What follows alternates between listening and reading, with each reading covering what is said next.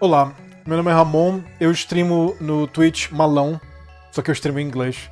E esse vídeo aqui eu vou explicar tudo em português do que foi falado ontem na live de apresentação do Path of Exile 2, que foi completamente sensacional e explosivo. Então me acompanha aí. Olha, à medida que você for correndo pelo vídeo, você vai encontrar eu pausando o vídeo e vai ter um timestamp aqui. Então se você quiser olhar a parte e acompanhar o vídeo, né, você vai conseguir olhar aqui o timestamp do vídeo e ver aonde é que você pode estar acompanhando o que eu estou falando, né? Ou para tentar aprender inglês, ou para acompanhar mesmo o vídeo, que é o objetivo desse vídeo aqui é esse. É fazer você acompanhar o vídeo, ver o que tem lá e ver o que eu estou falando, o que eles estão falando, o que significa as coisas que estão lá e o meu comentário. Espero que você curta o vídeo e aproveite o PoE2 também. Eu vou aproveitar. O jogo tá massa, tá muito bom. Então ele começa falando que no Early Access vão ter somente seis classes permitidas no momento. Depois eles vão colocar mais classes e tal, e cada uma dessas classes vai ter somente 2 ascendências. Depois vão colocar mais ascendências também. Aqui no monge, ele fala que o monge é muito ágil, vai sair e entrar do combate. Mas lá depois no Q&A, nas perguntas e respostas, ele fala que dentro da equipe lá da GGG, o monk é o mais popular, mas o que mais morre também. E o segundo mais popular, mas que não morre tanto, é o warrior, né, o guerreiro. Aí ele tá aqui começando a ensinar como é que usa as skills. Então ele primeiro fala aqui para achar uma skill gem. E a skill gem pelo jeito é genérica. E ela vem nível 7, então tu vai escolher qualquer skill nível 7. Tu não vai precisar upar ela. Então tu só acha a Uncut Skill Gem, que é uma gema de perícia não cortada, não lapidada. E ela vai virar uma skill gem. Aí ele mostra aqui todas as skills disponíveis que você tem, pelo menos no Early Access agora e tal. E provavelmente vai funcionar assim também quando o jogo estiver funcionando, das skills que tu consegues pegar. Aí aqui ele fala que o monge, inicialmente, ele usa o bastão, e tem 3 tipos de skills com bastão, que é o relâmpago, o gelo e o vento.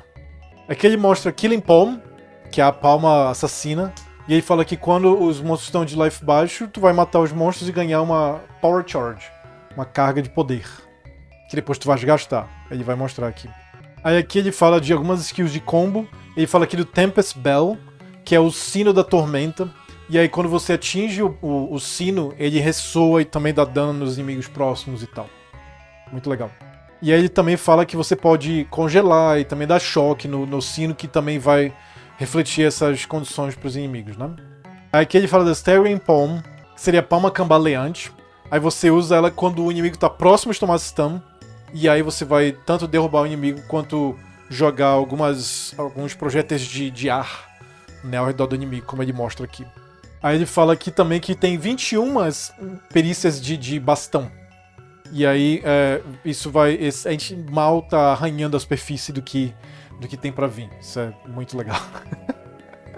Aí aqui ele tá falando que se você gosta de uma classe mais lenta, mas que bata mais forte, você pega o guerreiro. Mas ele mostra aqui nessa parte do vídeo que, mesmo que ele seja muito lento e às vezes a animação demora pra vir, você nunca perde o controle. Porque você pode rolar no meio da animação, você cancela a animação, você não dá o hit, mas você cancela a animação e você rola pra fora no meio da animação. Isso também é muito bacana, acho que essa é a classe que eu vou começar a jogar, inclusive. Aí aqui ele fala que o guerreiro tem gritos de guerra, habilidade de fogo, habilidade de slam, que seriam os pancadões, né? Os batidões. E também a habilidade de escudo. Essa daqui, por exemplo, ele faz 2 fissuras vulcânicas, que ele diz. E aí quando você utiliza as skills junto, né, em cima disso, aparentemente os batidões, as fissuras soltam fogo. Isso é bem legal. Que muito legal. Ele tá falando que o grito sísmico vai duplicar o pancadão no próximo ataque. E aí também fala que o estampido conta como um pancadão, e aí fica mais maluco ainda, né? Aqui ele fala que você pode bloquear, se você quiser ir um pouquinho mais rápido e talvez juntar um pouquinho mais de bicho, né? E aparentemente bloqueia realmente para todo o dano. Mas tu tem uma barrinha que ele mostra aqui embaixo. Aqui embaixo, essa barrinha bem aqui. E essa barrinha, ela começa a gastar. E aí quando ela chega no final, você começa a tomar dano. Então você para de bloquear e começa a tomar dano. Aí ele fala que alguns inimigos têm ataques não bloqueáveis indicados por esse sinalzinho vermelho que vai vir. Aqui, olha, esse sinal vermelho que briscou. Isso é um ataque não bloqueável, então você tem que se tocar, porque você não pode bloquear esse ataque com seu escudo. Você vai tomar dano, você vai morrer. Não bloqueie esse ataque. Ele também fala que Utilizar os escudos dá acesso às habilidades do escudo. E isso é uma coisa muito interessante do PoE 2, que as habilidades são atreladas às armas e também aos escudos. E aí te dá acesso a, por exemplo, o Shield Charge, a carga de escudo, que tu consegue stunar os inimigos enquanto vai dando a carga por eles. Ou então, quando tu vai andando e bloqueando, que tu leva 0 de dano, né? Ele reitera isso. Aqui ele fala do acesso que a gente tem para os totens, né? Como Warrior. A gente, né? Eu já tô me vendo como Warrior já.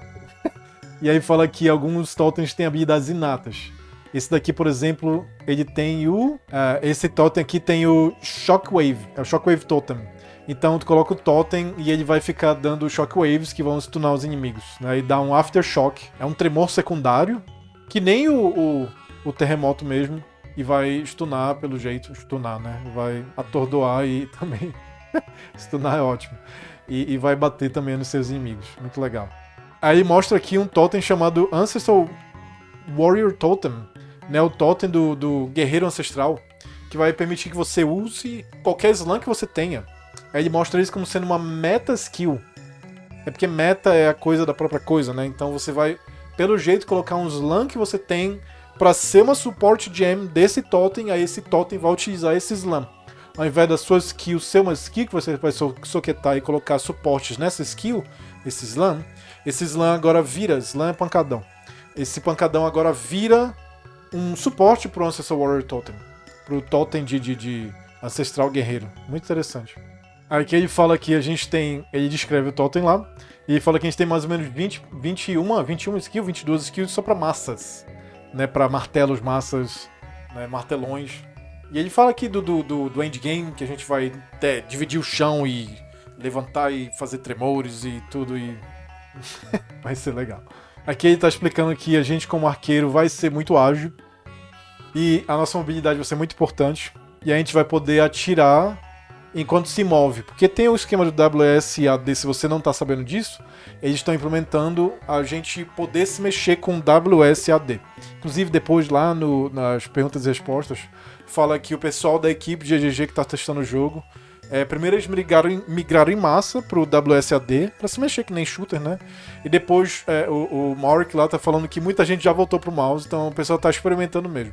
E se você é do mouse, você não vai ter problema porque eu vou ter dificuldade. Não. Você não gostou, não se adaptou, você vai ficar no mouse, vai funcionar muito bem o jogo. Mas você vai ter essa opção de jogar com WSAD. E vai ser tão bom quanto, aparentemente. Aqui ele tá falando que as skills de arco tem variedade de relâmpago, gelo, veneno e físicos. São os tipos de ataque do bow. Pelo jeito, eu acho que é bow. Tá ali, bow. Bow é arco. Então, isso que é uma das coisas bem interessantes, que os ataques, as perícias, elas são baseadas na arma que você tem. Né? Tá mostrando aqui que vários dos ataques de relâmpago eles vão quicar entre os inimigos e alguns ficam até no chão, aí você pode ativar eles de outras formas depois. Então, pelo jeito, quando os inimigos ou as outras skills que vão quicar entre os inimigos baterem nesses arcos, eles vão explodir. Bem legal. Aí fala do ataque de gelo, que vai congelar e deixar os inimigos lentos. Aí nessa parte aqui ele fala dos ataques de veneno que vão atingir os inimigos de longe, mas vão crescer umas plantas interessantes. Aí pelo jeito essas plantas, né, envenenam os inimigos e tal. Aí aqui ele fala que a gente tem 21 perícias de arco. Aí fala aqui que no endgame você vai jogar centenas de flechas, elas vão estar atingindo os inimigos de todo jeito, vão cair do céu enfim, no endgame você vai estar forte. Aqui ele fala que a gente tem uma forma diferente de flasks, né? A gente não temos aqueles 5 flasks que a gente no PoE 1.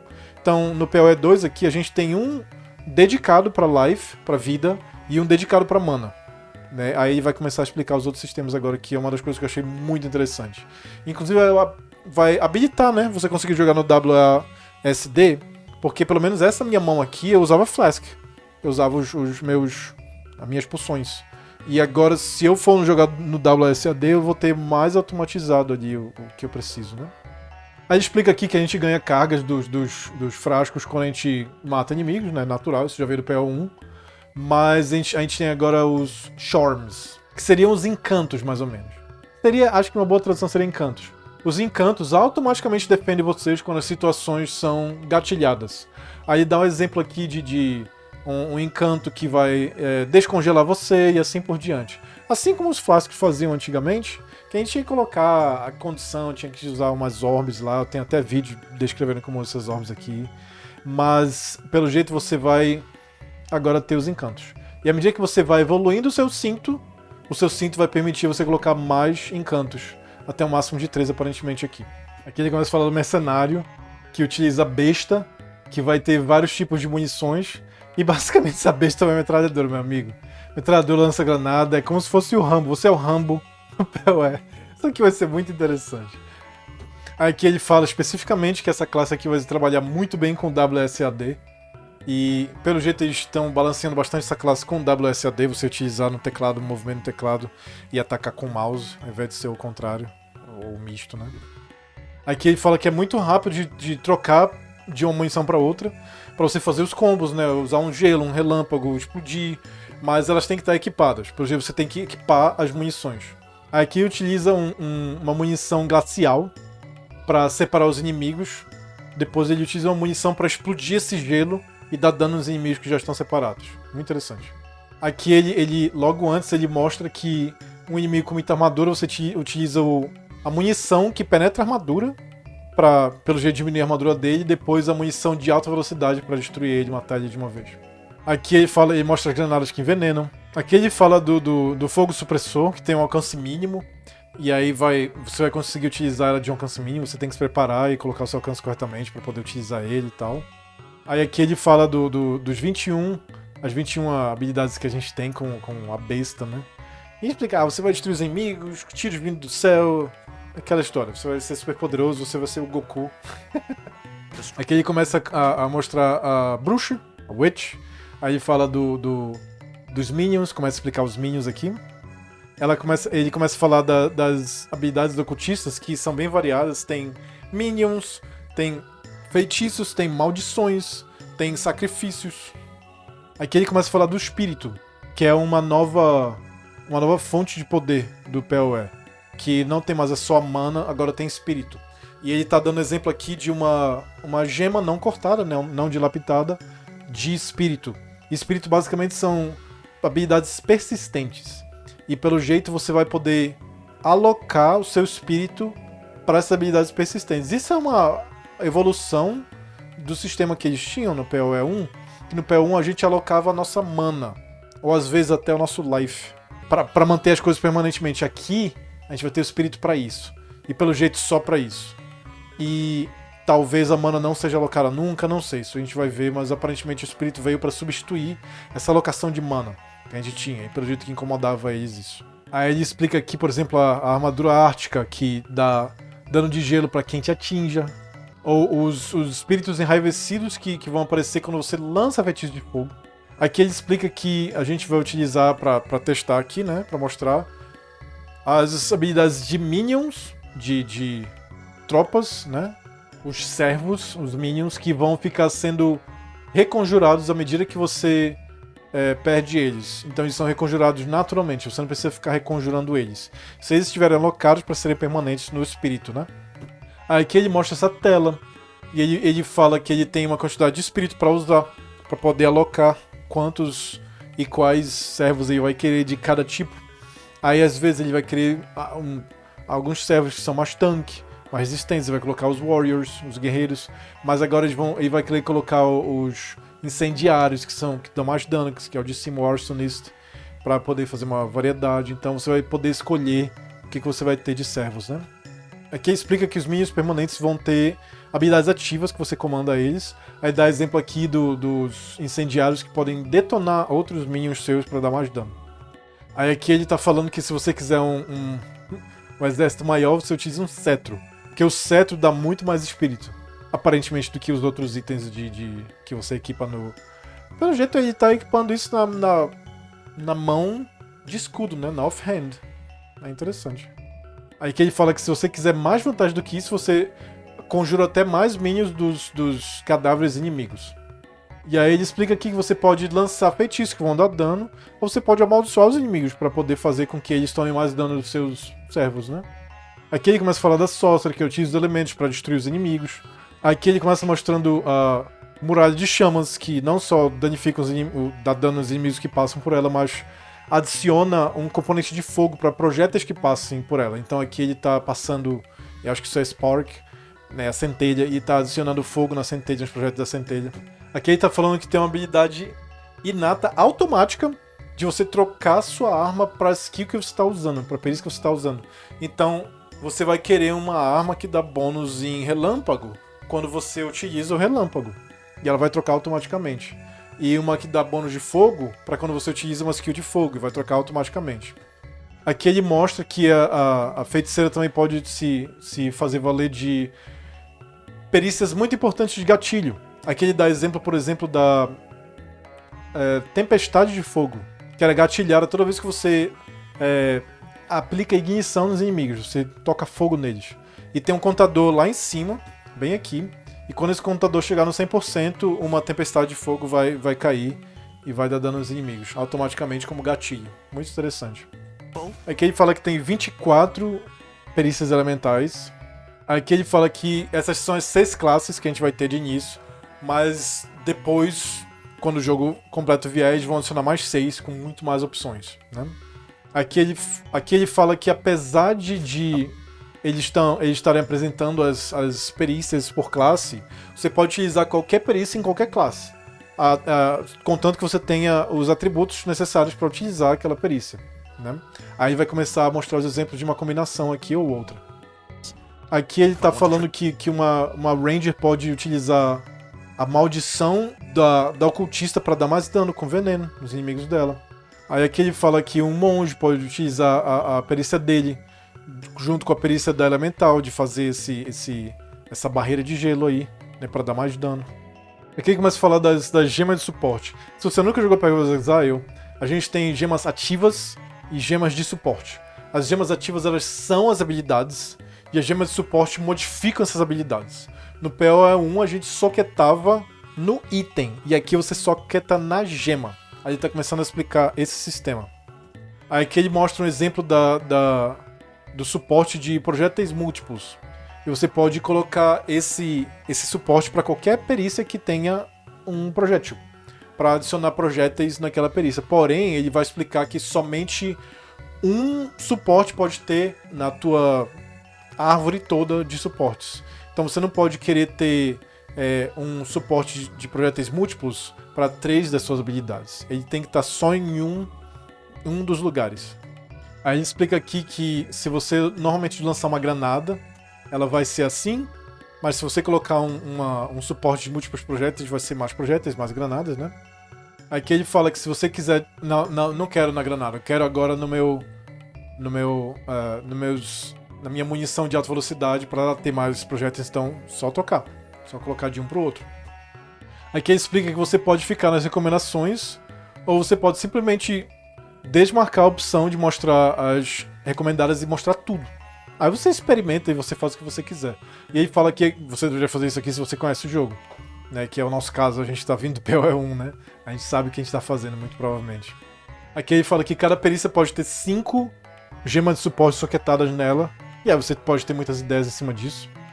Aí ele fala que tudo que você pode fazer, você pode congelar inimigo, tirar a armadura dele, fazer as coisas virem do céu, tudo que os suportes fazem, né? As gemas de suporte vão modificar as habilidades.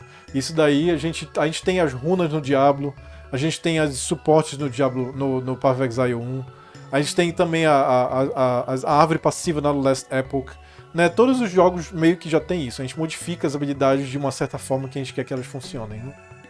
Aqui ele começa falando da árvore de habilidades passivas.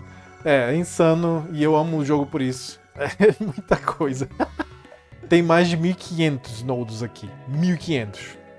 Aí tá falando aqui que todas as classes, elas compartilham a mesma árvore, mas elas começam em lugares diferentes da árvore. Isso já tinha no Path of Exile 1, e agora eles vão manter isso no Path of Exile 2. Você tá vendo aqui que o monge, ele começa aqui, olha, pro superior direito. Ele começa desse lado. Mas a Witch, ela começa em cima. Normalmente ela começa em cima. E o Marauder, ele começa lá embaixo, né? Acho que é guerreiro, na verdade. Não sei se vai ser Marauder ainda, mas acho que vai ser o guerreiro, começa lá embaixo. Pra direita e pra baixo e pra esquerda, na verdade. Aí ele tá explicando que você não tem que ter medo no início, porque tudo vai dar bônus pro seu personagem e principalmente esses nodos iniciais, eles são sem erro. Eles vão de uma forma ou de outra te ajudar. Né? Não tem, você tem que experimentar, obviamente, mas de uma forma ou de outra eles vão te ajudar. Os nodos vão te ajudar, não tem jeito não. Inclusive no meu Discord eu postei lá no canal a imagem completa daqui da árvore passiva. Eu vou colocar também um link aqui no YouTube dessa imagem, tá? Aqui ele explica que a gente pode voltar, né, atrás de algumas escolhas nossas gastando um pouco de gold. Né? Gold, que é ouro, vai ser uma das coisas que vão ter no PoE 2. E pelo jeito eles explicam lá na frente que ouro vai ser a única coisa que não vai ser negociável. A gente não vai poder fazer negócios com ouro, a gente não vai poder passar pro amigo. Nenhum tipo de trade. A gente vai poder fazer trade com todas as outras coisas do jogo, menos com ouro. Ouro a gente não vai poder fazer trade. O ouro vai ser utilizado para comprar coisas de mercadores, para fazer... para brincar de jogos de azar dentro do jogo, que você vai poder pegar alguns itens interessantes, para voltar a algumas passivas que você se arrependeu, né? Enfim.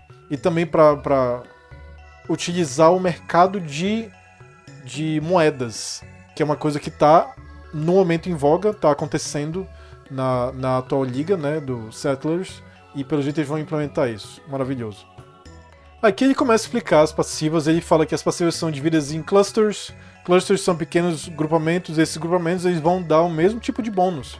E as passivas pequenas dão bônus pequenos, só que a passiva grande do final é o que dá o bônus real.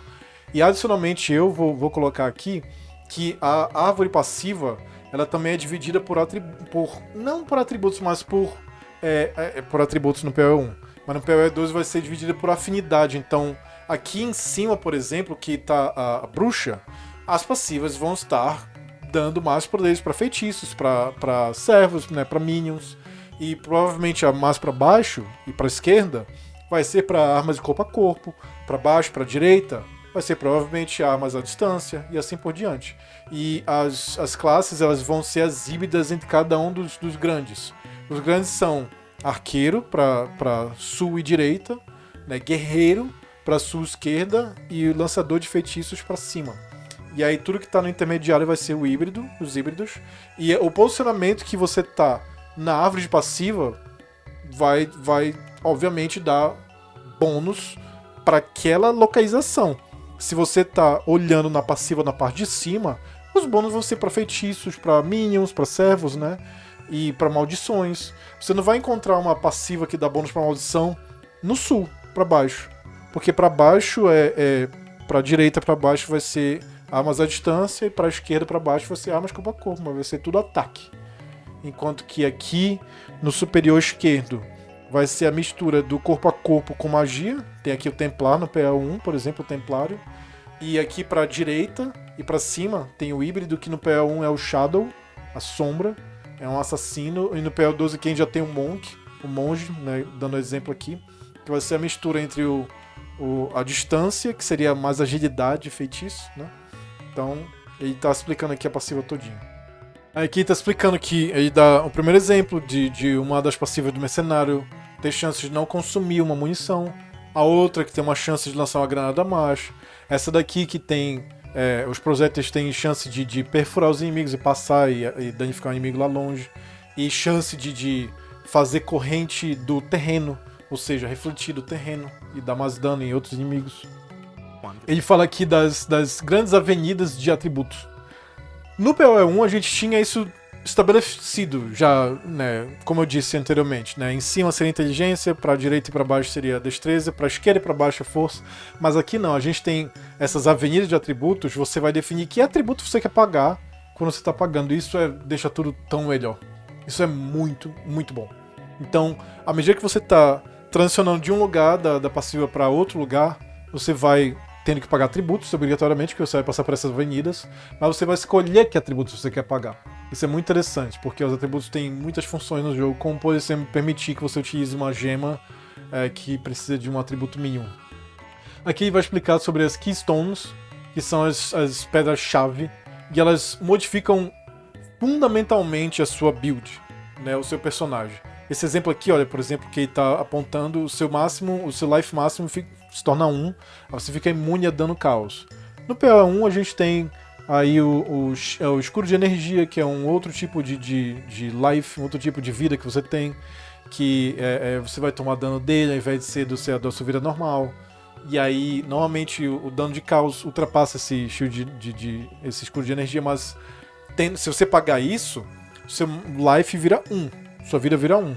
Mas aí você investe em escudo de energia, que tem a ver com inteligência, tem a ver com equipamentos de tecido e tal. E aí você faz um outro tipo de defesa, além de ficar imune a dano caos. Então, e vai explicar que essas Keystones, elas modificam fundamentalmente o seu personagem. É legal essa apresentação porque está explicando não só para as pessoas que querem saber do PoE 2, mas para as pessoas novas no PoE em geral. Porque isso aqui todo mundo que joga PoE 1 sabe.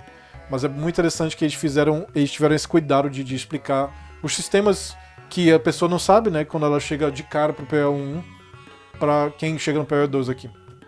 Aí dá um exemplo aqui, muito bom. Do sangue de gigante, Giant's Blood. Que você pode utilizar arma de 2 mãos em uma mão. Porém, você duplica o requerimento de atributo para essas armas. Não interessa, eu quero. Me dê. Aí fala aqui que você pode utilizar com uma mão, ou usar, né, 2, né, não interessa. Você pode usar com uma mão e um escudo, ou simplesmente usar 2. Maravilhoso. Aí aqui ele fala aqui da mente sobre a matéria, que todo dano recebido vai para mana antes do seu life, mas você tem menos recuperação de mana. Então você tem que investir em recuperação de mana e mana máxima também. Aqui ele tá falando que você pode, uma das vantagens do PoE 2 é que você pode, sem assim, interrupção, sair de uma arma para outra. E pelo jeito na feiticeira, por exemplo, isso vai ser automático. E uma das coisas que ele tá dando é que você vai conseguir utilizar um set de perícias de passivas para uma arma e outro set para outra arma. Então você vai ter duas árvores passivas que vão funcionar quando você equipa uma arma e equipa outra arma. É interessante porque quando você equipa a arma de fogo, você vai ter as passivas de fogo. Você equipa a arma de relâmpago, você vai ter as passivas de relâmpago. Muita qualidade de vida. Nossa senhora, muito bom. Aqui ele dá o exemplo de você utilizar uma skill de escudo só para bloquear os ataques, depois você troca para sua skill de 2 mãos para... maravilhoso. Aí que ele tá mostrando um setup que a bruxa tem maldição num grupo de armas e dano de caos no outro grupo de armas. Muito legal. Aqui ele fala que se você não quiser fazer isso, você pode utilizar esses pontos de especialização para ter mais pontos. Mas vai depender da sua criatividade. Que eu acho que a gente vai ter muita oportunidade de combo. Mas muita oportunidade de combo. E apesar de sim, se você quiser se focar, você vai ser mais forte focando. Eu acho que os combos vão ser igualmente poderosos. Aí fala aqui que a gente vai pegar especialização de arma da campanha. Quests opcionais e bosses opcionais. E aí mostra aqui que você vai ganhar coisas diferentes em lugares diferentes. Por exemplo, aqui você ganha 10 de resistência a gelo permanentemente. Aqui você ganha 2 weapon sets, né, 2 grupos de armas, né, duas passivas de grupo de armas. Né, aqui você ganha 30 de espírito. Aí aqui ele tá falando se você tá tendo dificuldade num boss, né, vai para outro lugar, faz uma coisa lá e volta. Por exemplo, aqui você ganha resistência a fogo permanente. Ele fala desse boss aqui que é no início, no primeiro ato, que é muito importante, inclusive. Aí aqui ele dá uma adição permanente de espírito. Mais 30 de espírito de adição, muito legal. Aqui ele começa a falar dos itens. Ele fala da raridade dos itens no PoE. Eles são divididos em 4 tipos, né? Normal, mágico, raro e o lendário. Eu acho que eu tô na frente aqui do normal. Deixa eu tirar minha câmera aqui do normal. Que aí você consegue ver o normal aqui, olha. Aqui ele está explicando o básico de construir itens no PoE 1, mas é levemente diferente no PoE 2. Aqui, por exemplo, está mostrando aqui a orb de transmutação, que vai transformar um item normal em item mágico com um modificador. Aí ele vai fazer isso agora. Aí a orb de augmentation, que é melhoramento, vai adicionar um modificador aleatório para um item mágico, mas só se o item for mágico. Aí ele utilizou uma Orb Regia, Regal Orb, para transformar esse item em raro e dá mais uma qualidade pra ele. Então, item mágico ele só pode ter dois status, do que eu me lembro. E talvez continue assim no PoE 12 também, o item mágico só pode ter 2 status. Então, pra você adicionar o terceiro stat no item mágico, ou o segundo status se só tiver um, mas isso daí não é necessário. Óbvio que você tem que usar algo de melhoramento antes, pra poder ter 2 stats pra você colocar a Orb Regia. Aí vai virar uma Orb, vai virar um item raro com a Orb Regia. E depois a Exalted Orb, a Orb exaltada, vai fazer com que você adicione stats em itens raros. O item tem que ser amarelo, raro, para poder você adicionar o quarto, quinto e sexto status. Aí vai mostrar aqui. Aí tá falando aqui que é muito importante deixar pra gente fazer isso já desde os primeiros atos, porque muita gente fica guardando pra usar depois. E a gente tem que, na verdade, como jogadores, aprender a construir os itens desde o início do jogo. Isso é maravilhoso que eles estão fazendo isso. E eles falaram que eles estão aumentando a quantidade do que cai dessas moedas, né, no início do jogo, nas primeiras partes da campanha, primeiro ato, segundo ato, terceiro ato. Aí ele fala que não só a taxa de queda, de drop desses itens vai ser maior, mas também você obtém eles encantando alguns itens que você encontra que você não vai querer usar. Então você só encontra frações dos itens, né, cacos dos itens. E aí esses cacos vão poder virar as orbes completas quando você juntar 10 ou 20 cacos. Aí fala que alguns itens vão ter sockets, e você vai poder colocar sockets que vão dar habilidades especiais para os itens. Aí dá o exemplo aqui do item que ele vai soquetar, que vai dar resistência a gelo, que se for uma armadura, ou dano de gelo se for uma arma. Muito interessante. Aí você vai poder desconstruir o item que tem a socket para poder obter uma orb que coloca a socket no item. Então ele fala aqui que armas e armas de 2 mãos e armaduras vão poder ter armaduras de peito, né? Vão poder ter 2 sockets e os outros slots vão poder os outros lugares vão poder ter só um socket. Aí ele fala também que você pode também desmontar itens que tem qualidade para obter as orbes de qualidade, que elas vão poder ser utilizadas para colocar a qualidade nos itens que você quer, na verdade, ter qualidade. Aí se você não quiser desencantar os seus itens, você pode vender eles por ouro. E o ouro vai ser utilizado para comprar armas ou armaduras, né, itens para você, né, joalheria também. E eles estão fazendo esforços para que o algoritmo funcione de uma forma que os itens que tem para vender sejam de fato úteis. Porque no momento a gente só tem lixo para vender no PO1, então é meio difícil. E você também vai poder entrar num jogo de azar, né, que você não sabe o que você está comprando, e aí você vai comprar um item que você não sabe o que é, e você vai descobrir depois que você comprou ele. Aqui ele fala que muitos dos itens são aleatoriamente gerados, mas os únicos não são.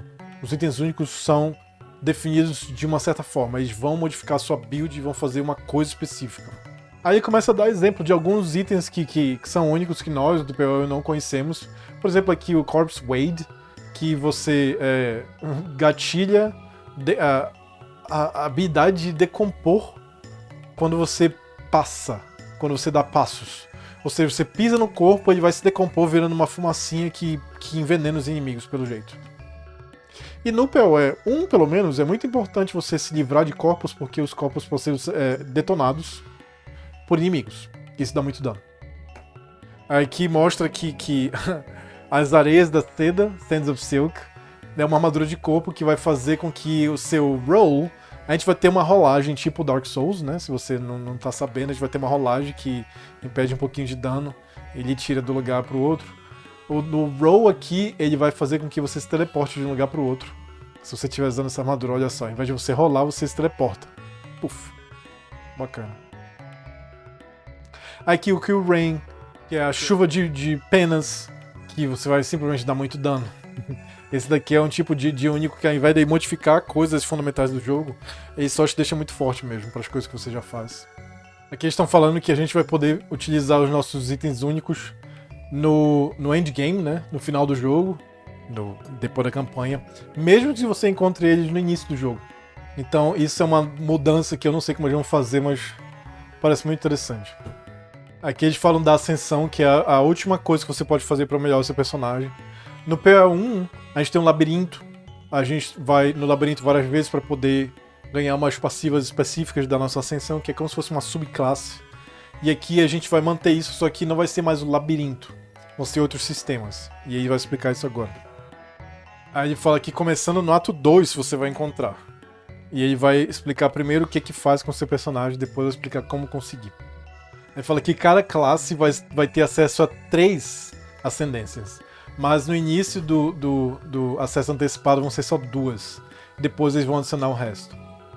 Muito interessante. E aqui eles estão nos dando só as classes que a gente não tem direito.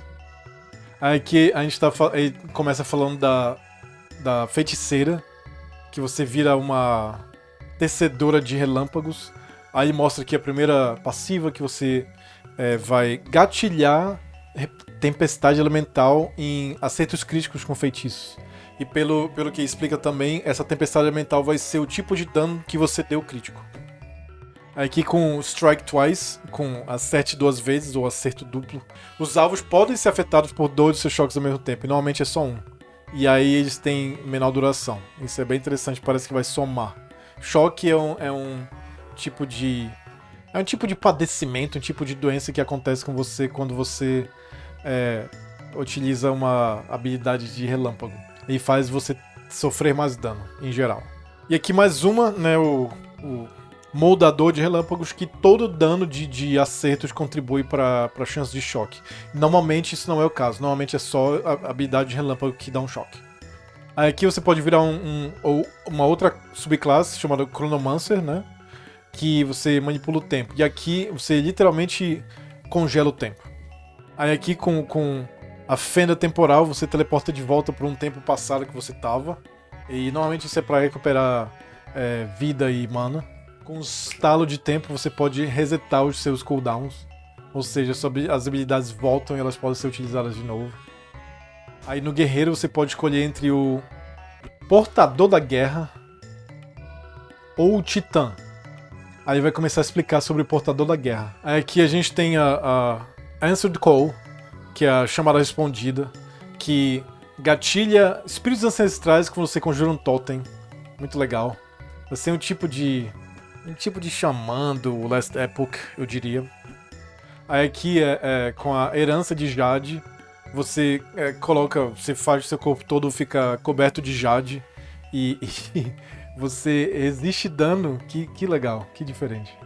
Aí aqui com o grito, aqui é o berro do invocador de guerra. Ele explode os corpos dos seus inimigos. Muito legal, dando dano físico.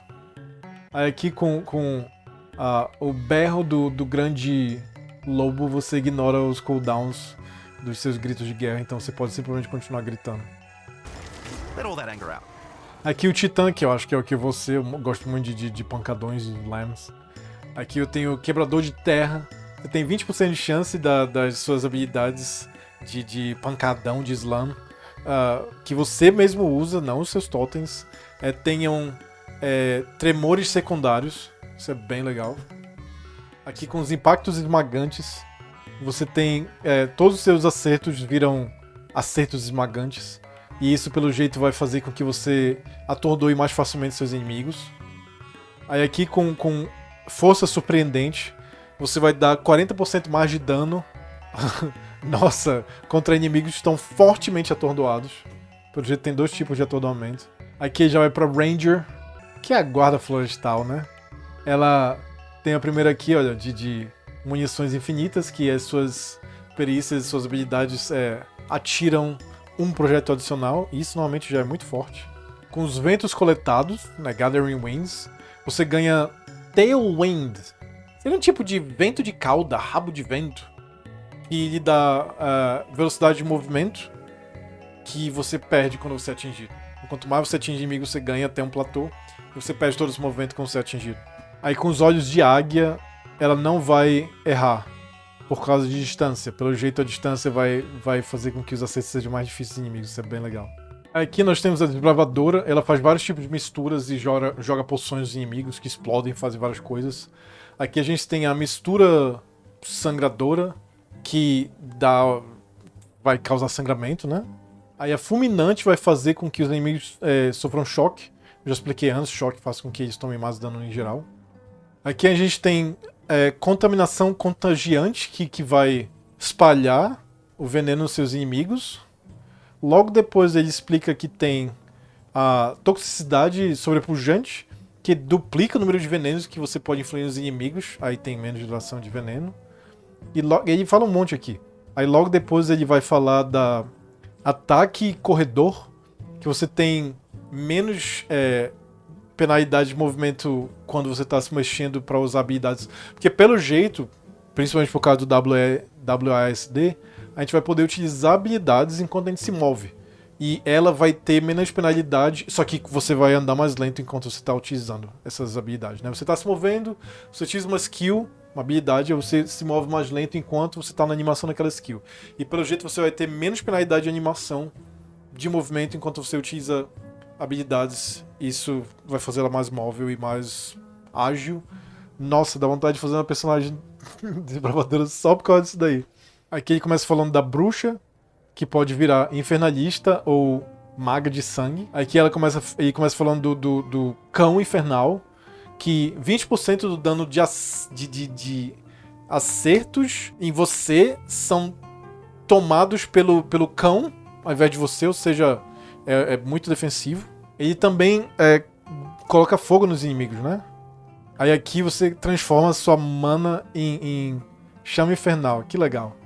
E aí, à medida que você lança feitiços, você acumula essa chama infernal. E pelo jeito, quando ela transborda, você toma dano. Aí tem uma sinergia aqui, quando você usa o trazedor de chamas, toda vez que você não tá com baixa chama infernal, você dá mais dano. Que legal. Ou seja, você tem que ficar equilibrando para não transbordar tanto, para você não tomar tanto dano, mas para ficar bem alto, para poder você se beneficiar de trazedor de chamas. Muito legal. Ela pode também se transformar num demônio, né? Totalmente vira um demônio. Olha o demônio, que doido. Aí nessa forma demoníaca ela toma mais dano, mas a velocidade de lançamento de feitiços e o dano dela também aumentam. Então é o famoso Glass Cannon, né? O canhão de vidro, que você é muito ofensivo, mas você toma mais dano. Aí pode também virar uma maga de sangue. Aí aqui você paga um preço de transformar parte da sua mana, do seu custo de mana em life. Então você gasta uma parte da sua vida para lançar feitiço, mas ao mesmo tempo muitos dos seus inimigos que você mata vai deixar bolotas muito parecidas com as bolotas do Diablo, né? As bolotas que surgem, que dão life pra gente, né? Aí com uma das perícias aqui, ela ganha muito life, né? Por causa do Energy Shield, do Body Armor. Sifão de vitalidade, ela vai sugar life do dano dela de feitiço. Muito interessante. Com pico de sangue, ela vai ter muito dano crítico quanto mais life ela tiver. Então ela fica gordona, vamos dizer assim. Aí aqui ele já passou pro monge. E o monge pode virar um invocador. Esse daqui é o avatar total, né? Esse aqui é o avatar total. Aí ele vai gatilhar a expressão mental em acerto crítico corpo a corpo. Aí com fé com uma escolha, ele vai ganhar a habilidade de duplicar o escudo de energia dele. Interessante. Aí você pode escolher entre eu sou a nevasca ou eu sou o trovão para ganhar dano de gelo e... Nossa, que legal. Dano de gelo e quando você congela inimigos você cria chão congelante. Ou ganhar dano de relâmpago e chance de dar choque nos inimigos, que quando você dá choque nos inimigos você cria chão de choque. Chão de gelo e chão de choque fazem com que todo mundo que pise, né, os inimigos que pisem ali, fiquem resfriados ou em choque. And I shall rage, e eu irei enfurecer. Vai você virar um avatar. Eu falei, né? O avatar, totalmente o avatar. Aí você pode transformar o seu espírito em escuridão, se você virar um dos tipos de monge aqui. Aí a escuridão tanto absorve quanto dá dano. Aí você pode pegar o aperto do vazio para ganhar dano caos para cada 20 pontos de escuridão não reservada, porque, como eu expliquei lá atrás, no espírito você reserva o espírito para ganhar auras permanentes ou minions permanentes, né, os servos permanentes, e não seria a exceção no monge, mas pelo jeito você pode simplesmente deixar sua escuridão, que é o seu espírito transformou completamente não reservado e ganhar um bocado de dano caos. Isso é legal. E não é porcentagem não, é número, né, reto. Então, 20 de escuridão pode ser pouco quando você tiver nível baixo, mas quando você tiver nível alto, pode ser um bocado. Né? Que legal. Presente de Chayula. Chayula é um inimigo de caos.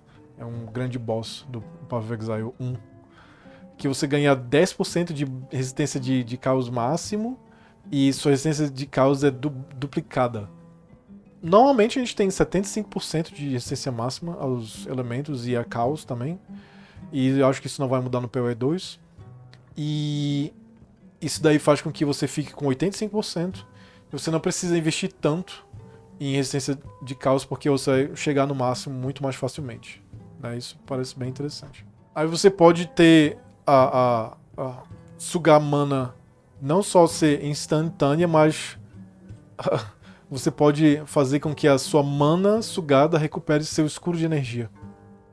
Diferente, né? Olha que legal. Aqui você pode ver o reino do Chayula.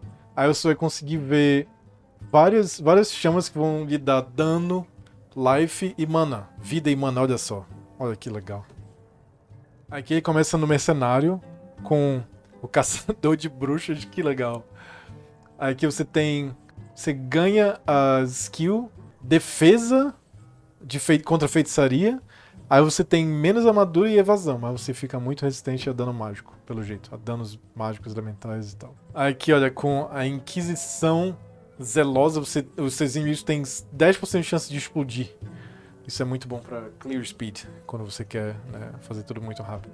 E a chance é dobrada contra mortos-vivos e demônios. Muito bom.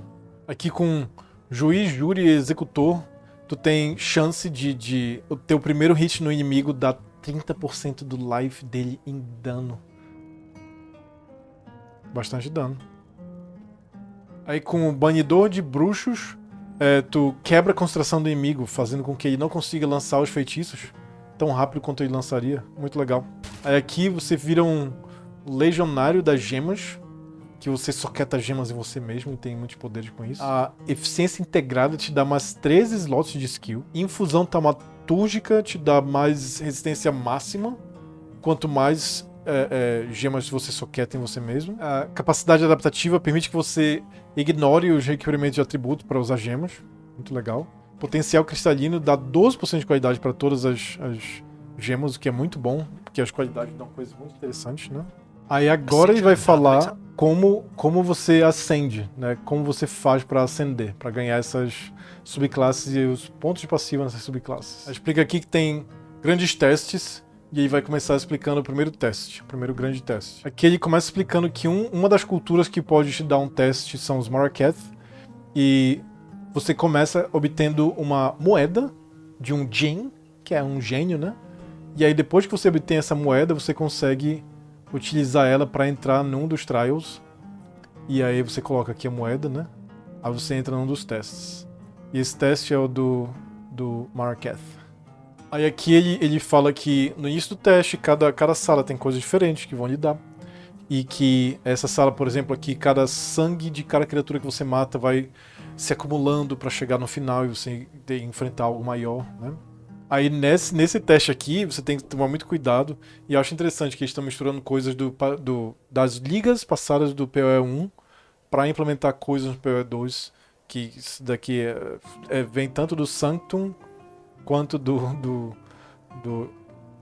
enfim, não vou começar uma explicação muito longa aqui, mas eles estão utilizando coisas do PoE 1 de uma forma diferente no PoE 2 para fazer as coisas aqui fazerem sentido com o lore, e isso é muito legal. Então uma das coisas que você não pode é ser atingido muitas vezes porque você perde honra.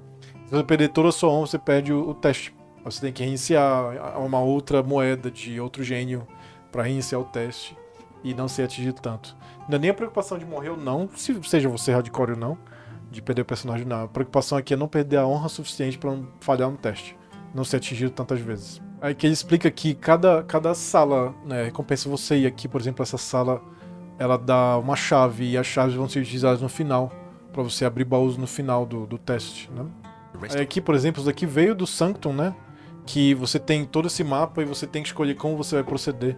Isso diretamente vem do Sanctum, do Santuário, né, Esquecido, E isso é muito interessante. Então você vai fazer uma série de salas, elas vão ter desafios diferentes, cada sala que você escolher, e cada desafio pode ser uma coisa permanente que vai te deixar um bônus ou uma desvantagem permanente durante esse teste até o final. E aí as salas vão dar ou não para você as chaves, como você vê aqui, que você vai obter, né, itens nos baús no final do Sanctum, junto com a sua ascendência e os seus 2 pontos de passiva da ascendência, que é muito interessante.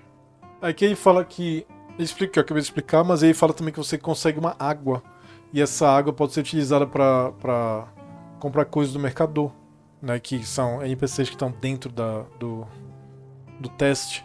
E essas coisas vão lhe dar bônus também, né, vão remover problemas, vão lhe dar bônus, que vão funcionar também dentro do teste. Como eu falei, isso tudo vem do Forbidden Sanctum, isso é bem legal. Aí no fim do nível, né, você encontra um inimigo, você tem que matar o inimigo para poder ascender. Para você encontrar a sala que tem os tesouros e também ganhar os pontos de passiva. Aí a primeira ascensão permite que você escolha a sua subclasse e obviamente ganhe 2 pontos de passiva para sua subclasse. É a explicação que ele dá aqui para ascensão. Bem legal. Aí ele fala aqui que tem muito mais andares e muito mais desafios, só que ele vai falar disso lá no endgame e vai começar agora a explicar o do caos, que pra mim vai ser o mais legal. Aí fala aqui que se você não gostar de um, você vai pro outro, e que no acesso antecipado só vai ter 2, e vai ter um terceiro depois, quando eles liberaram o jogo completo. Aí aqui o mestre do teste, o mestre das provas, ele vai lhe dar 3 opções, e as opções dão coisas diferentes, fazem coisas diferentes, e aí você tem que enfrentar os monstros com essas opções e aí prosseguir. Exatamente como a Liga Ultimatum no PoE 1. Aí nesse exemplo aqui ele escolheu as torres de choque. Aí o mestre das provas inunda o cenário com as torres de choque. Você tem que agora matar todos os monstros com a torre de choque lá. Aí ele fala que, exatamente como a Liga Ultimato, você faz uma escolha depois de cada sala. Você ou faz uma nova escolha e duplica a possibilidade de... aumenta as recompensas, ou para ali e prossegue, né? Aí esse daqui ele fala, por exemplo, que você tem que sobreviver. É um tipo diferente, né, de teste. Você tem que sobreviver, mas aí já tem o anterior, que é a torre de raio. E aí vai acumulando. Mas as recompensas também vão acumulando. Aí esse daqui você escolta essa torre, né, até um lugar. Aí quando você passa por as 3 primeiras salas, você encontra o primeiro inimigo, o primeiro boss. E eles são aleatórios, então não tem uma coisa assim de você escolher. Afinal, esse é o trial do caos.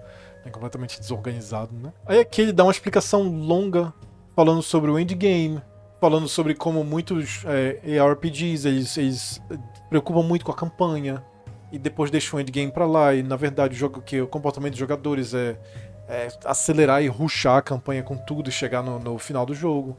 Aí quando chega no final do jogo não tem nada, porque os desenvolvedores gastaram tempo fazendo a campanha ao invés de fazer o final do jogo. Aí agora eles resolveram fazer assim, eles resolveram desenvolver na verdade o final do jogo mais, e só repetir os atos numa dificuldade mais alta, como ele fala aqui, né? Eles colocaram uma dificuldade cruel, repetindo o ato 1, 2 e 3, aí você vai ganhar recompensas semelhantes. E quando eles liberaram o jogo, daqui a 6 meses, né, no mínimo de 6 meses, né, 7 meses, eles colocaram pra mim no e-mail que eu recebi, no mínimo de 6 meses, que eu já comprei o Early Access, obviamente, né? Aí vai ter o ato 4, 5 e 6. Eles tinham primeiro anunciado 7, mas pelo jeito já diminuíram pra 6.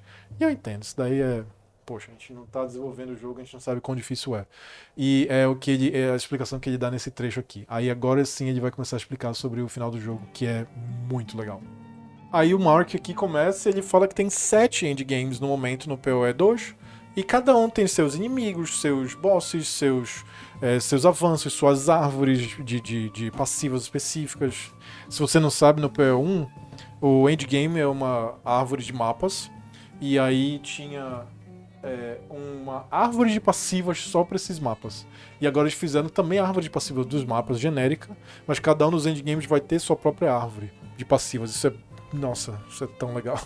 E também a progressão dos personagens, progressão de poder que você consegue adquirir progredindo em cada um dos endgames, né? E inclusive derrotando os inimigos de pináculo, né? Os bosses de Pinnacle Bosses.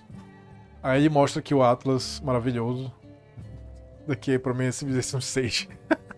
Isso é tão bonito, tão bacana. Nossa senhora, eu vou jogar muito esse jogo. Aí aqui ele fala que ele não vai dar muito spoiler do enredo, mas ele explica que corrupção da besta se espalhou pela Terra e você tem que lutar contra essa corrupção. Se você não sabe, no PoE1 a besta ela é uma montanha, aí você entra pelo ânus da montanha, é uma confusão só. E aí você luta, ela foi acordada na verdade por uma das entidades, né? E aí começou a taumaturgia no mundo, aí muitas coisas começaram a acontecer, enfim. É complexo, mas é bem legal o lore do PoE1. Aí no centro do mapa a gente encontra uma Ziggurat, que é um lugar que os Vaals fazem pesquisas sobre o espaço e tempo. E aqui você abre os portais para explorar o Atlas. Aí para poder, né, nós nos transportarmos de um lugar para o outro, a gente precisa dessas pedras do caminho e elas têm níveis. Dependendo do nível dela, você vai encontrar uma dificuldade diferente. Aí você vai colocar ela numa área que você já completou próxima, adjacente, e aí vai clicar em atravessar. Né? E aí você vai abrir portais, como a gente está mostrando aqui. E esses portais vão deixar você ir pro novo lugar. Aqui explica que as zonas são completamente aleatorizadas, assim como os monstros. E eles aleatorizaram até um nível de 11. E tudo vai ser sempre muito novo que você vai encontrar. Não vai ter uma coisa definida. Aí explica que tem mais de 400 tipos de monstros no acesso antecipado.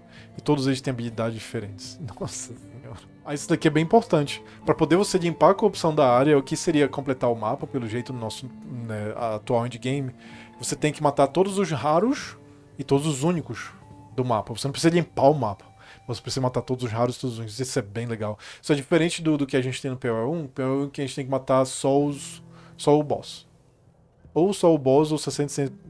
Só o boss, né? Matar o boss e você completou o mapa. Aí aqui é para os jogadores que não são hardcore. Se você morrer, você não pode mais fazer aquele mapa. Você tem que encontrar um outro caminho ao redor para poder progredir ali naquela direção, se você quiser ir para aquela direção, né? Aí fala que tem muitos encontros que a gente pode encontrar.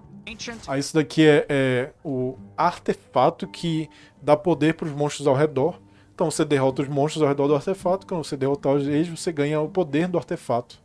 E os artefatos são poderes completamente diferentes. Dependendo do que você faça, você pode conseguir coisas diferentes que vem nesses artefatos, que eles vão estar empoderando os monstros anteriormente, né? Até você derrotar os monstros. Caixa forte. A caixa forte é sempre uma armadilha. Na hora que você clica nela, os monstros vão começar a sair. Você pode inclusive craftar ela, né? Aí demonstra aqui. É que algumas vezes a gente vai encontrar monstros congelados no tempo, com uma prisão cristalina. E se você derrotar eles, você vai conseguir uma essência. E aqui eles fizeram um upgrade, né? Uma melhora grande da essência do PoE1.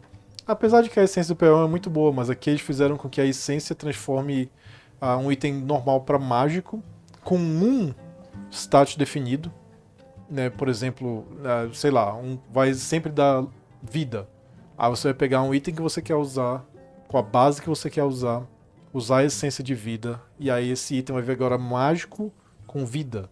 E uma essência maior vai fazer com que o item saia de mágico para raro, com aquele stat específico. Então agora vai ser muito mais específico, mas você vai ter que fazer essências para poder conseguir isso. Aqui ele vai mostrar que as pedras do caminho também podem ser craftadas, construídas, utilizando as suas moedas de construção.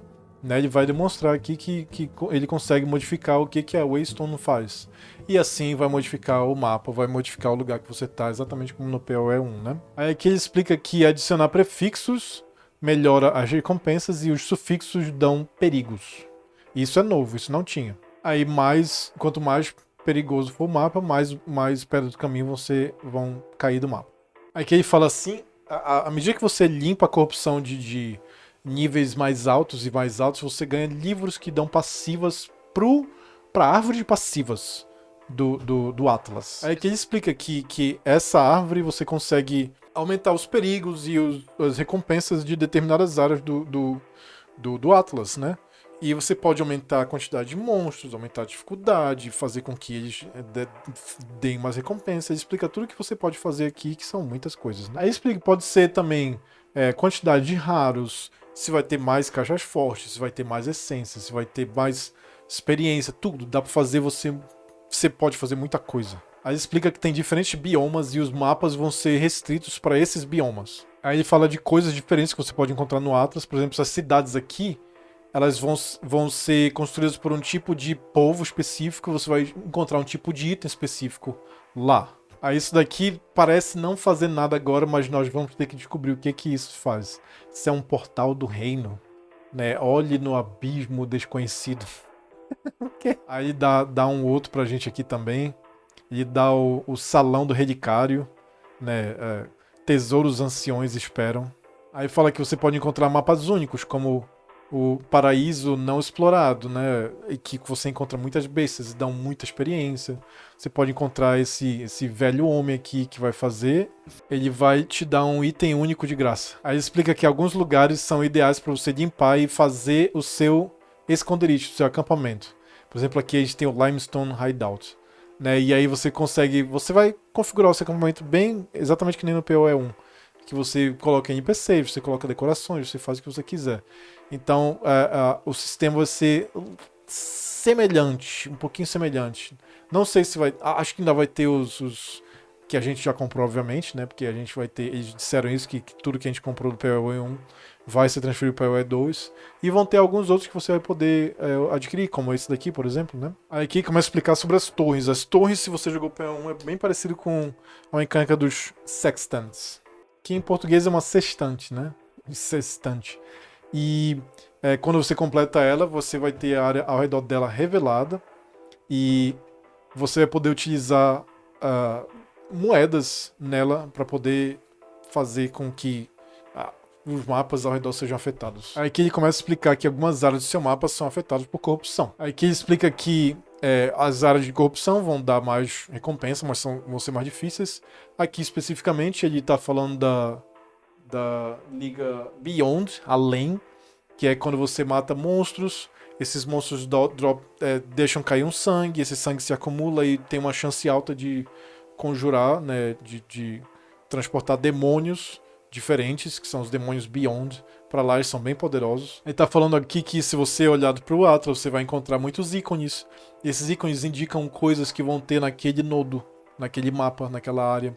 Aí vai começar a explicar o que é cada um. Aí esse ícone indica que a área tem um poderoso boss, um grande inimigo, né? E aí ele fala que como só um em cada 4 mapas tem chefes, esses chefes aqui, esses chefes vão vir da campanha, são os mesmos chefes da campanha, só que eles têm diferente inteligência artificial e talvez um pouquinho diferentes habilidades. E eles, obviamente, estão mais difíceis. E, obviamente, você pode escolher não enfrentá-los. Mas se você enfrentá-los e matar eles, você ganha pontos para as passivas deles. Aí mostra a árvore de passiva do boss aqui, por exemplo. Né, à medida que você vai indo, aí você tem aqui, olha, a árvore de passiva daquele boss que você matou. É bem interessante. É que ele explica que para cada tipo de conteúdo que tem no Atlas, ele vai ter uma árvore diferente, como eu expliquei anteriormente. A gente tem a árvore geral do Atlas e a gente tem a árvore de cada conteúdo. Nossa, que é maravilhoso. Aí ele começa a explicar sobre brecha. Aí ele fala que a mecânica é similar, mas todo o resto é diferente. A progressão, os inimigos, os bosses, que são os grandes inimigos, tudo é muito diferente. Então você vai ter que descobrir uma nova brecha, que é a liga que a gente conhecia do PoE 1. Aí ele explica como é a mecânica, né? Quanto vai abrindo uma brecha circular que vai para todos os lados, e quanto mais monstros e mais rápido você matar esses monstros, mais essa brecha vai abrindo e mais, obviamente, recompensas você obtém. E às vezes vai ter uma mão e agora você vai ter que passar por cima. Você não vai precisar mais clicar na mão. Que ótimo. Você vai precisar só passar por cima da mão, e ao passar por cima da mão, vai cair itens dessa mão. Como ele tem aqui, olha, mão apertada, mão segurada. Aí você passa por cima e cai um item lá. Aí fala que uma das recompensas são as tabuletas que você pode encontrar das brechas, e elas podem ser colocadas nas torres, né, para influenciar os encontros ao redor. Aí explica aqui que, como muitos outros itens do PoE, como todos os itens do PoE, você pode construir eles, craftar eles. E aí ele fala aqui que as tabuletas podem ter até 2 modos, você vai craftar eles e esses modos vão influenciar também tudo ao redor na torre, né? Aí ele explica aqui que você vai encontrar muitas áreas com torres sobrepostas, áreas da torre sobrepostas uma na outra, então você vai poder conseguir colocar várias tabuletas de diferentes torres, realmente, como ele fala, juicing, né, aumentando o suco do conteúdo, deixando obviamente mais difícil, mais recompensador o conteúdo que você faz em cada um dos mapas que estão afetados por várias torres. Aí ele fala que cada uma das 7 mecânicas do fim do jogo tem poder de personagem que só pode ser obtido por aquela mecânica. E obviamente vai funcionar no jogo todo, você pode utilizar aquela mecânica em qualquer lugar do jogo. Mas aqui ele está falando agora do Catalista, por exemplo. Que você, por exemplo, olha aqui, o Catalista de Toll. Toa é o cara do gelo, é o inimigo do gelo dos 5 inimigos da brecha. Adiciona qualidade que aumenta os modificadores de gelo no anel ou amuleto. E repõe outra qualidade. Então, isso daqui era da Liga Ultimatum, mas não vai ter mais Ultimatum no PoE 12, porque o Ultimatum tá lá na Ascensão, como eu já mostrei pra vocês, que é aquele caos, né? O encontro do caos. E agora os catalistas vão ser de Breach. É uma pena, eu gosto tanto de catalista e eu não gosto de Breach. Aí explica aqui uma coisa maravilhosa também, que você pode encontrar anéis da brecha. Esses anéis no PoE 1 eles eram diferentes, eles eram não modificáveis. Aqui você vai poder modificar a qualidade desses anéis até 50%. Ou seja, eles vão poder ter os status deles muito poderosos. Aqui, por exemplo, 162 de vida, isso é muita coisa. Aí aqui, à medida que você encontra as brechas, você vai conseguir pegar cacos de brecha, e quando você juntar cacos suficientes, você vai poder fazer uma pedra da brecha. E essa pedra da brecha você vai utilizar para poder viajar pro reino do boss, do Pinnacle Boss. O inimigo do pináculo, né? Que é um encontro difícil. E ele explica muito bem, deixa muito claro que esses encontros são mais difíceis do jogo. E à medida que você vai progredindo, vão ficando mais e mais difíceis ainda. Aí aqui ele fala que vai ser uma brecha grande. Se você superar a brecha normalmente, você vai chegar no Zest, que é o inimigo aqui da brecha, né? O pináculo. Aí aqui eu sugiro você pegar minha sugestão lá do início e olhar o vídeo aqui no timestamp aqui, 57 minutos, 17 segundos, pra você ver se essa luta é bem legal. E essa luta parece ser bem difícil. Ele nem revelou as outras, mas essa daqui revelou bastante dela aí. Parece bem difícil. Aí ele fala aqui que quando você derrotar ele, você ganha pontos de passiva pra colocar na árvore passiva da brecha. E cada árvore pequena, cada nodo pequeno vai dar mais um na dificuldade da área, que obviamente vai deixar mais difícil com mais recompensa, mas a árvore grande que ele dá um exemplo de um nodo aqui, é o nodo grande, que é, por exemplo, Grasping Hands, né, mãos que seguram, que você vai encontrar, né, as mãos vão ter chances de estar guardadas por monstros mágicos, e as brechas têm mais mãos.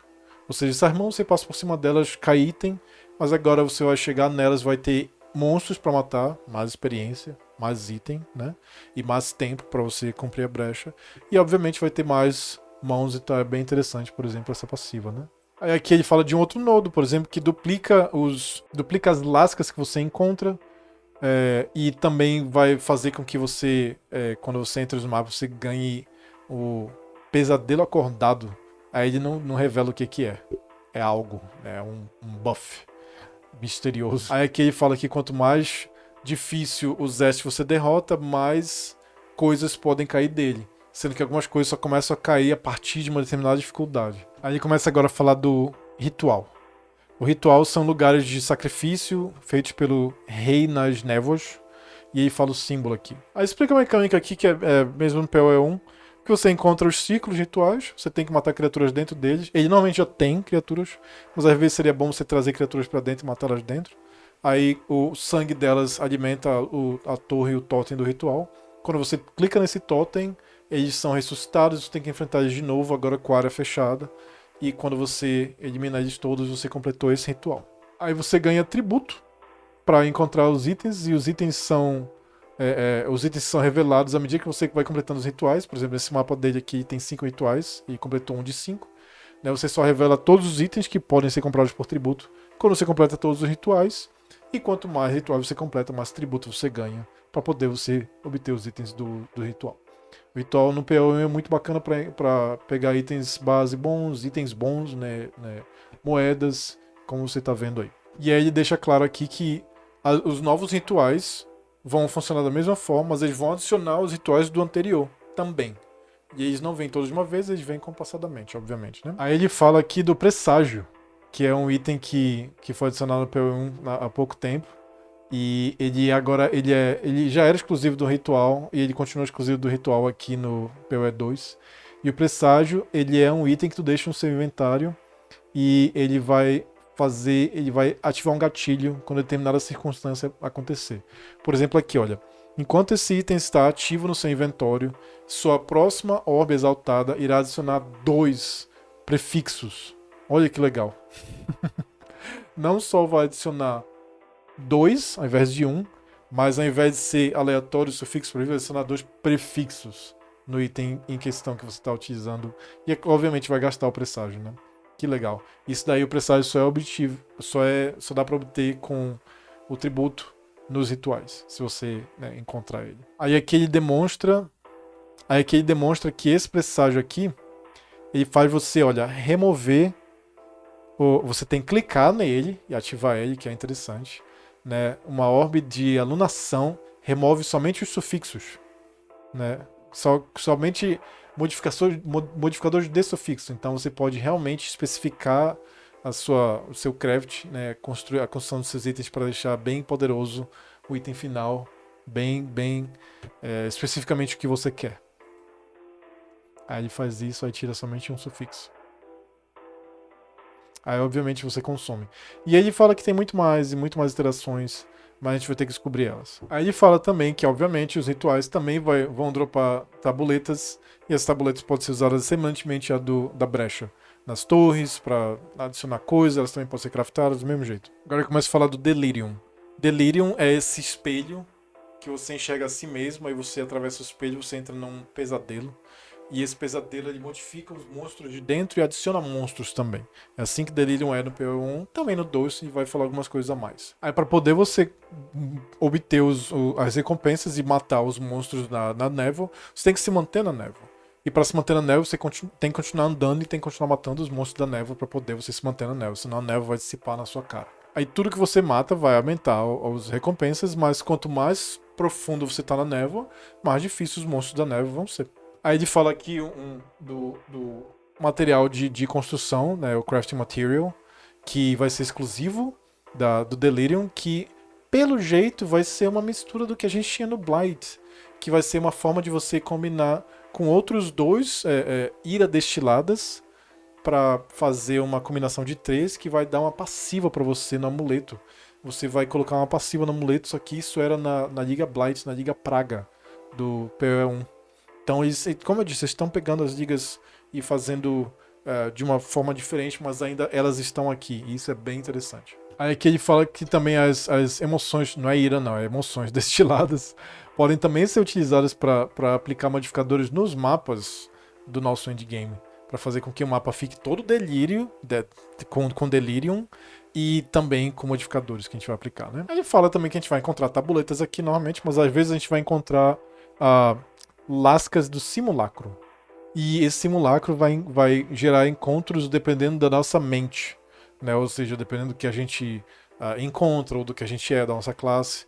E a gente vai poder chegar e abrir esses simulacros e enfrentar esses encontros que são bem difíceis aparentemente. Aí ele explica o simulacro, que é basicamente bem semelhante ao simulacro do PO1, que os monstros vêm em ondas, e à medida que essas ondas vão vindo, os monstros vão ficar mais difíceis, e você vai poder escolher recompensa no final de cada onda. E se você vai querer ter uma outra onda, é só pegar a recompensa e ir embora. E os inimigos também do final, os bosses do final são difíceis. E obviamente você ganha os pontos de passiva aqui da árvore do Delírio. Agora ele está explicando da Liga de Expedição, que é uma das minhas favoritas no PO1. Que você vai encontrar os 4 arqueólogos, e eles vão, meio que arqueólogos, eles vão, né, ter marcados lugares que tem as relíquias, e você vai utilizar explosivos para explodir essas relíquias.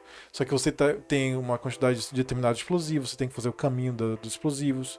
Só que junto com as relíquias vem monstros, você tem que derrotar os monstros. Aí ele fala aqui dos Reminantes, que são bons, que todas as outras criaturas daí pra frente vão ter. Então você tem que tomar cuidado. Por exemplo, aqui, olha, os monstros ficam imunes a fogo. Se você fizer isso, se você for uma classe que dá dano de fogo, você tá se anulando, então você tem que tomar cuidado. E tem outros tipos de bônus que as criaturas vão ter dali pra frente também, na sequência de explosão das dinamites, né? Aí fala aqui do poder que a gente obtém, a gente vai poder pegar as relíquias e trocar por itens, e trocar por uma, né, ele chama de mágica de runa. E eu acho que vai ser parecido com a expedição do primeiro jogo, que a gente vai ter uns crafts bem poderosos lá e tal. E obviamente que a gente vai, né, pegar as tabuletas também. Aí fala que a gente vai encontrar também os logbooks, que são os diários de bordo. E esses logbooks vão ser mapas especiais. E esses mapas especiais vão ser só um mapa só com expedição, e você vai ter, ao invés de 4 ou 5 dinamites, você vai ter tipo 20 dinamites. Você vai fazer um caminho completo, longo, e você tem que tomar cuidado, porque os reminantes podem deixar o encontro no final muito poderoso. E às vezes vai poder encontrar um boss aí, um encontro subterrâneo, com mais coisas ainda. E né, é muito legal. Isso daí eu gosto bastante. Aí terminou de falar das ligas, né, das coisas que tem no endgame, só que eu ia falar agora dos testes do endgame. Então a gente tinha os testes iniciais lá que vão dar ascensão para aquela nossa subclasse, que vai dar passivas. Só que agora eu ia falar dos testes do endgame. Aí aqui, como eu falei no início, né, que tem o tempo aqui, olha, em 1 hora, 4 minutos e 45 segundos. Dá uma olhada no vídeo aqui, porque tem muita coisa interessante acontecendo. Que você encontra as moedas no fim do jogo, e as moedas vão fazer os encontros serem mais difíceis. E os encontros realmente bem mais difíceis e tal. Aí fala que tem vários andares. Cada andar vai ter um inimigo e completar os 4 andares você vai encontrar o caminho para um inimigo do pináculo. Aí tá dando aqui que o da Sekama tu pega joias que podem ser muito especiais e soquetadas no seu equipamento, né? Aí fala aqui que essas joias que podem ser soquetadas no equipamento de vocês, nosso equipamento, vocês, podem ser craftadas e podem dar passivas que são difíceis de ser encontradas, né, dependendo de onde você estiver na árvore, e vão ser soquetadas quando ele fala equipamento na nossa árvore, vai soquetar na árvore aqui, e o atual sistema de joias, né, que pelo jeito vai ser bem mais raro e mais difícil de ser encontrado. O soquete de joia ali, que é o que vai aceitar essa daqui, por exemplo, vai 25% de efeito a mais das passivas pequenas no raio. Então todas as passivas pequenas vão ter 25% de efeito a mais. 10 vira 12,5 ou 13.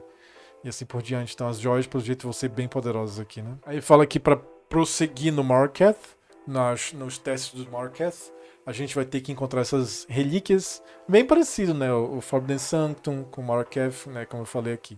Essas relíquias são aparentemente podem ser craftadas também. Você vai colocar no altar das relíquias e elas vão dar poderes para você nos testes Marquez, só que não interessa quantos você tem no seu inventário, interessa só os que tem no altar.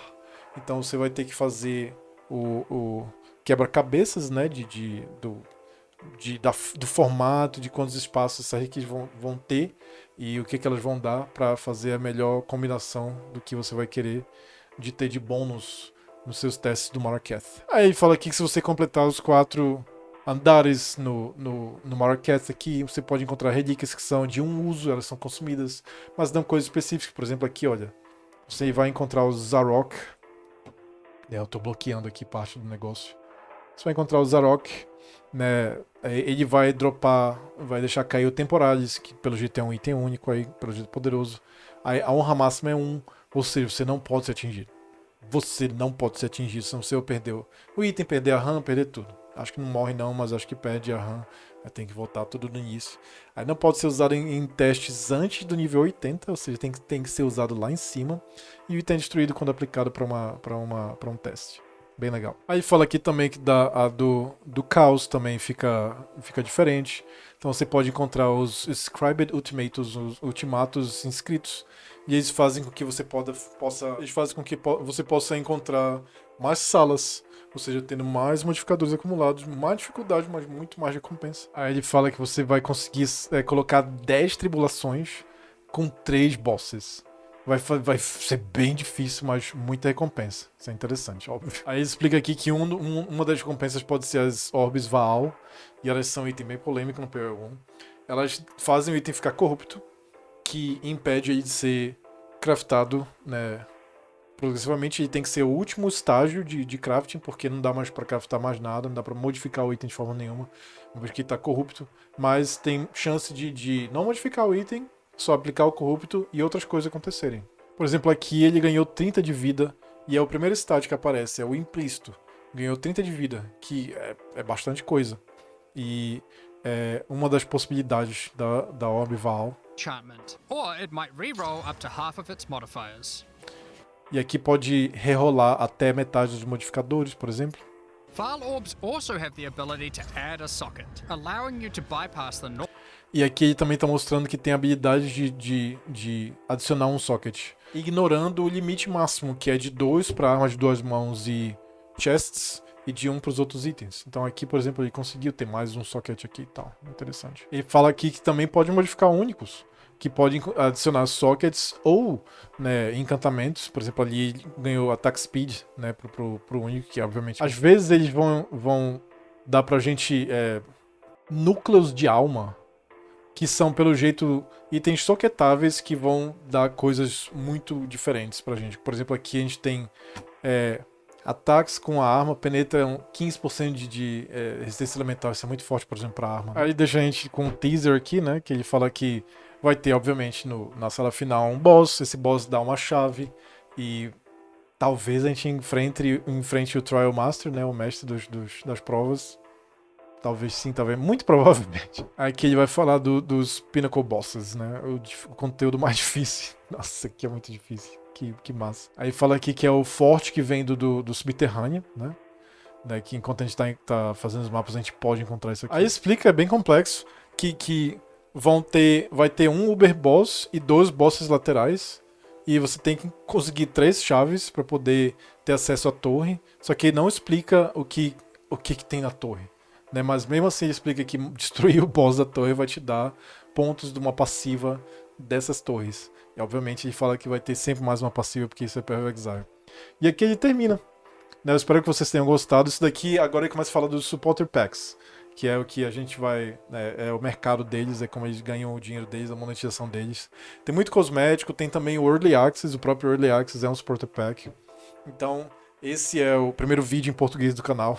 Eu já tinha feito outros com legenda em português. Eu espero que vocês tenham gostado. Né? Por favor, se inscreve aqui, vai me ajudar bastante no canal. E tem os capítulos aí para você poder rolar de volta, rever as coisas. Né? Eu tenho alguns nicks aqui embaixo que vão ajudar também. Eu espero que vocês tenham curtido o conteúdo. Até o próximo vídeo. E vão dar uma visita lá no meu canal do Twitch, que eu streamo em inglês. Se você quiser treinar o seu inglês, ou se você sabe inglês, vou estar streamando lá. Muito provavelmente pelo E2, quando estiver chegando. Até mais. Até o próximo vídeo. Tchau.